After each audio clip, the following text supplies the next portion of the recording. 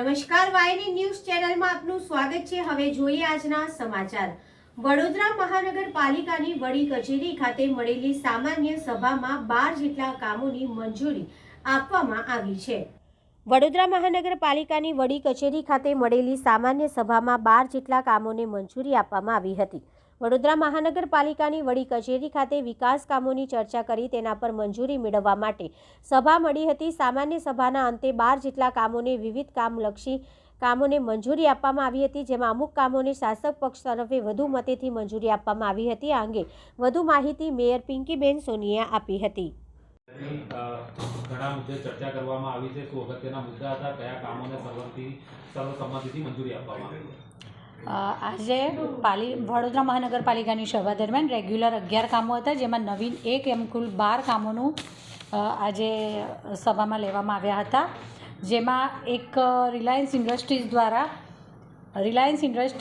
વડોદરા ખાતે આવનાર compact biogas માટે વડોદરા શહેરમાંથી દૈનિક જનરેટ થતા સોલિડ વેસ્ટમાંથી 100 સેન્ટિગ્રેટેડ 350 મેટ્રિક ટન ઓર્ગેનિક સોલિડ વેસ્ટને કોમ્પ્રેસ્ડ બાયોગેસ યુનિટ માટે ફીડ સ્ટોક તરીકે સોલિડ કન્ટેન્ટ અને ઓર્ગેનિક કન્ટેન્ટના પ્રમાણ આધારિત ₹80 મેટ્રિક ટનના ભાવે 10 વર્ષના સમયગાળા માટે સપ્લાય કરવા માટે કરાર સાથે મંજૂરી આપવામાં આવી છે। અને બીજું આપણે અડાણી ટોટલ એન્જિનિયરિંગ ઈ મોબિલિટી લિમિટેડ દ્વારા લગભગ 24 જેટલા ઈ ચાર્જિંગ સ્ટેશનની મંજૂરી આપવામાં આવી છે। જેમાં સદર ચાર્જિંગ સ્ટેશનના વીજ વપરાશના એક યુનિટ દીઠ ₹1.50 પ્રથમ 6 વર્ષને બદલે યુનિટ દીઠ 8.82% પ્રથમ 6 વર્ષ અને ત્યારબાદ વીજ વપરાશના એક યુનિટ દીઠ ₹2ના બદલે યુનિટ દીઠ 11.76% બાકીના વર્ષ માટે વડોદરા મહાનગરપાલિકાને રેવન્યુ શેરિંગ પેટે આપવાના રહેશે। આ દરખાસ્ત વોટિંગ દ્વારા બહુમતીથી પાસ કરવામાં આવી છે।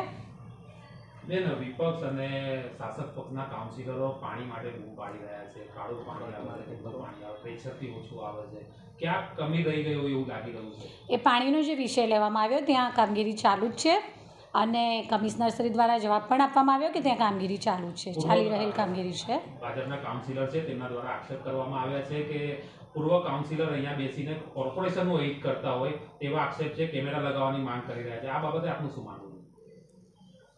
એવા કોઈ આક્ષેપ કરવામાં આવ્યા છે, છતાં એ વિશેની જાણકારી માહિતી મેળવવામાં આવશે। ખરેખર એવું કોઈ તથ્ય છે કે નહીં એ વિષયમાં એ માહિતી મેળવવામાં આવશે। વાસ તળાવ બાબતે વારંવારની રજૂઆત છે, વાસ તળાવને ખાલી કરવાની કામગીરી ચાલુ જ છે અને આખું તળાવ ખાલી કરવાનું હોય એટલે મોટર અને પંપ વગેરે જે સતત અમુક કલાક સુધી ન ચલાવી શકાતા હોય એની પણ કોઈક લિમિટેશન્સ હોય છે।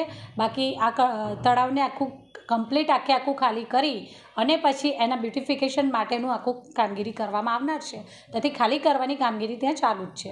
બેન, સ્થાયી સમિતિના સભ્ય અને કોર્પોરેટર દ્વારા એક રજૂઆત કરવામાં આવી છે પાર્ટી પ્લોટોને લઈને કે ખાનગી પાર્ટી પ્લોટો દ્વારા વધારે ચાર્જ વસૂલવામાં આવે છે, તો પાલિકા દ્વારા આવા પાર્ટી પ્લોટોનું નિર્માણ કરવામાં આવે છે। શું એ પાર્ટી પ્લોટો માટેની દરખાસ્ત આવેલી છે, જેમાં ચર્ચા વિચારણા ચાલી રહી છે અને એ દરખાસ્ત મૂકવામાં ઓલરેડી બે પાર્ટી પ્લોટો માટેની દરખાસ્તો લેવામાં આવેલી જ છે અને એ અંગે આગળ જે પણ નિર્ણય કરવામાં આવશે એ સભામાં પછી આવશે જ આગળ સમય જતાં। દબાણ મુદ્દે બી કાઉન્સિલરે રજૂઆત કરી છે કે કરોડપતિના દબાણો હટતા નથી અને સ્થાનિક જે ગરીબ લોકો હોય છે તે લોકોના દબાણ હટી જાય છે। દબાણ મુદ્દે જે પણ રજૂઆત કરવામાં આવી છે તેની પણ માહિતી એમના પાસેથી લઈ અને તે અંગેની તપાસ કરવામાં આવશે। છેલ્લો સવાલ એ વિપક્ષના નેતાનો આક્ષેપ છે, એમને જે જવાબ માંગ્યા છે જે સિટી બસને લઈને એ તેમના જવાબ મળતા નથી અને પ્રોપર બેસવાની પણ એમને ચીમકી ઉચ્ચારી છે। શું કહેશો? એમના દ્વારા જે રજૂઆત કરવામાં આવી છે કમિશનર દ્વારા એને નોટ ડાઉન પણ કરવામાં આવી છે અને એ વિષય અંગે પણ એમના દ્વારા માહિતી મેળવી અને એ અંગે જે પણ યોગ્ય લાગશે તે કોર્પોરેશન દ્વારા કરવામાં આવશે। Subscribe now and press the bell icon. Never miss an update.